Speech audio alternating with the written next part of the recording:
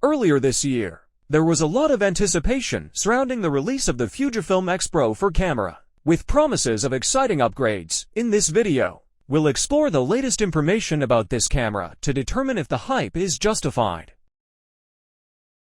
Let's start with the most crucial feature. The X-Pro4 will be equipped with a 40-megapixel APS-C X-Trans 5B SI sensor and the new X processor, 5 for image processing. This combination will enable 4K video recording at 60 frames per second in a high-quality 10-bit format.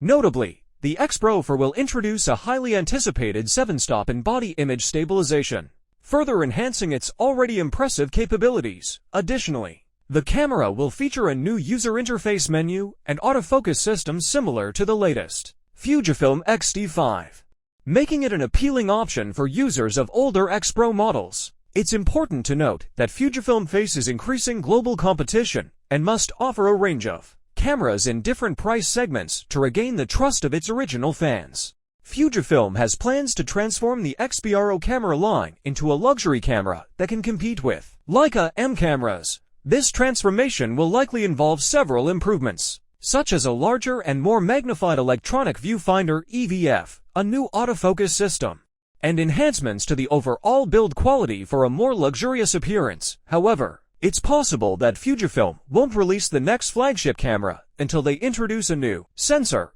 as they introduced various sensors in 2022, which may require new components and parts. Considering the success of the Fujifilm X-T5 and X-H2, Fujifilm aims to revitalize the entire X-Pro series. But here's the challenge: trying to emulate another manufacturer's path may not always be feasible.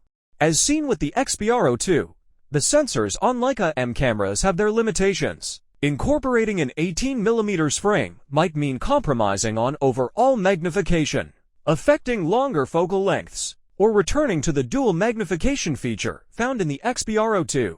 Having an optical viewfinder (OVF) frame for 18mm isn't very useful if it obstructs the view beyond it, which was an issue with Leica's M6. The X-Pro2's OVF with dual magnification offers a more practical solution, similar to some Japanese rangefinder cameras.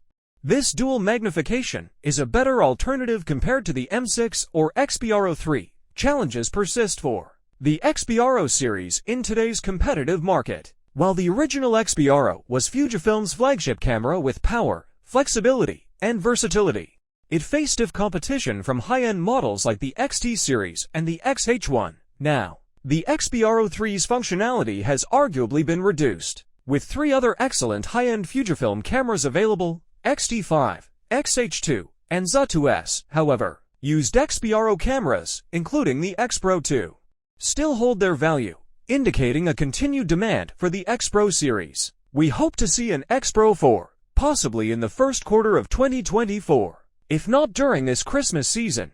What are your thoughts? Please share in the comments. And consider subscribing for more content like this. Thank you for watching.